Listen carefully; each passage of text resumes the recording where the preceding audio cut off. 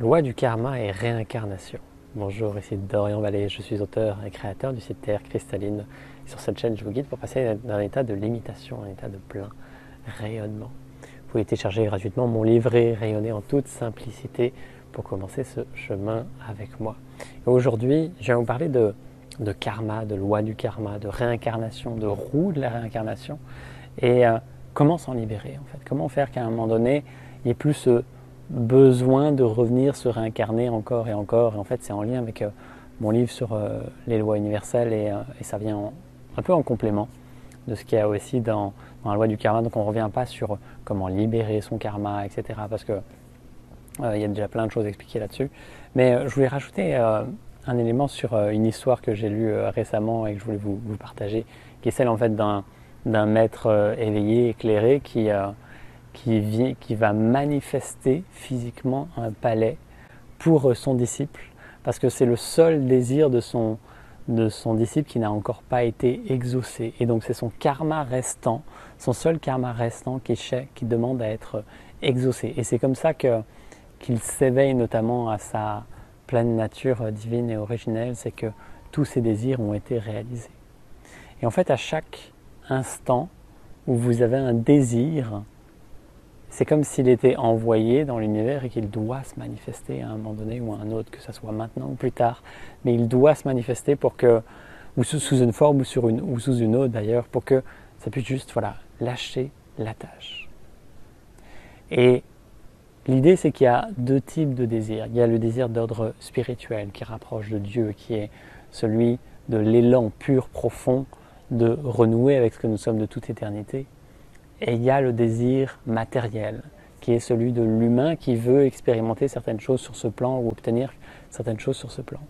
Et l'idée, c'est de voir quand il n'y a plus que l'élan pur d'être en communion avec Dieu, avec la vie, alors il n'y a plus de karma. Il y a juste la pure présence, expression de ce que je suis. Et l'invitation, c'est d'aller observer justement quels sont les désirs qui restent, qui me rattachent à la matérialité. Quels sont les désirs qui restent, qui font que je ne suis pas complet en fait sans avoir atteint ces désirs ou ces objectifs. Donc ça demande juste de la lucidité, d'observer les parts de moi qui ont encore terriblement besoin d'expérimenter certaines choses. Ça peut être dans un domaine amoureux, sexuel, ça peut être dans un domaine compétitif, ça peut être dans un domaine de travail, ça peut être tout type de désir en fait qui, à un moment donné, veut obtenir quelque chose. Donc juste observer quelles sont les attaches où il y a des domaines qui se présentent à vous, ou des genres de personnes qui se présentent à vous et qui éveillent des désirs, que ça doit être différent de ce que c'est maintenant. Et vous allez pouvoir voir que ce sont ces désirs-là qui vous rattachent à la matérialité, ce sont ces désirs-là et tout le karma associé avec, évidemment, quand il y a des désirs, c'est souvent qu'il y a des blessures, il y a des traumas passés qui font que ça a besoin de se revivre sous différentes formes pour être lâché. Et donc c'est ça en fait qui vient à un moment donné faire qu'on va se réincarner. Et ce n'est pas nous qui décidons. Il faut sortir de cette soupe bisounours du j'ai choisi de venir m'incarner sur Terre, j'ai choisi ma vie, ma ville, mes parents, ma situation, etc. Non, vous n'avez rien choisi du tout, parce qu'on ne peut choisir qu'en étant pleinement au cœur du divin, pleinement dans la présence divine. Et choisir n'est même plus le bon mot, parce qu'on est juste dans la renonciation à tout et la pure obéissance. Ça sera l'objet de ma prochaine vidéo, à ce flux vivant, divin qui est là à chaque instant. Donc il n'y a plus même si la volonté humaine s'imprime directement à chaque instant, parce qu'il y a cette pure communion avec Dieu. Mais en attendant, il n'y a pas de choix comme ça humain. Il n'y a que l'ego qui peut croire qu'il a cette liberté-là. Et ça demande à être quitté aussi, évidemment, pour sortir de cette roue de la réincarnation. Donc voilà, mon invitation aujourd'hui, c'est juste d'observer ces parts de soi qui ont soif d'expérimenter des choses qui ne sont pas d'ordre pur, originel, qui sont d'ordre personnel, qui sont de l'ordre de la personne qui doit atteindre quelque chose pour être plus complète ou pour être plus sereine ou plus heureuse, etc.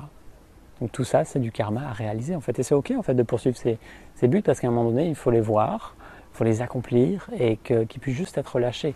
S'il n'y a pas besoin de les accomplir, à un moment donné, c'est juste qu'il y a une reconnaissance intérieure qui fait que, ok, ça n'a plus d'importance. Et ça n'invite pas à lâcher toutes ces activités ou ces objectifs. C'est juste à un moment donné, voilà, ça n'a plus la même importance. C'est plus la présence humaine qui s'y implique, mais bien la présence divine qui fait son œuvre à travers ces activités. Voilà, j'espère que ce message vous inspire et vous invite à aller voir au fond de vous ce qui est vraiment là, ce qui a soif de se vivre, de s'expérimenter. Ce mois-ci, nous aurons la reconnexion cristalline le 22 septembre pour l'équinoxe. Donc c'est toujours des moments assez particuliers. Il y aura des vibrations assez particulières. Donc l'équinoxe, c'est toujours l'équilibre des énergies. Il y a encore beaucoup de feu, on a une forme d'été indien qui est là. Et on sera aussi avec la vibration de l'obéissance. Voilà, pour l'instant, il y a ça qui est là. Et donc, ce sera l'objet de la prochaine vidéo, l'obéissance au vivant, au divin. Et voilà, je me réjouis de vous y retrouver. Il y aura aussi la marche en terre sacrée qui sera en octobre. Je vous en reparlerai d'ici là. Et voilà, en attendant, observez simplement ce qu'il y a en vous, ces désirs qui ont soif d'être vus, ce karma qui a soif d'être vu pour que simplement vous puissiez renouer avec votre pure présence originelle, lumineuse, divine, qui est là de toute éternité. Prenez soin de vous. À très vite. Namasté.